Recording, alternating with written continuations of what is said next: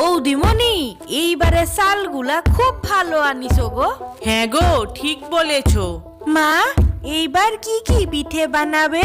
রাতে তো দেখবি কি কি পিঠে হচ্ছে। অনেকগুলা পিঠে বানাবে কিন্তু।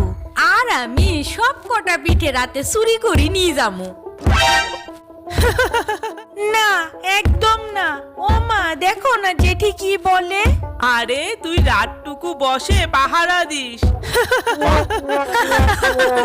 পোয়া পিঠেগুলা কি সুন্দর ফুলেছে।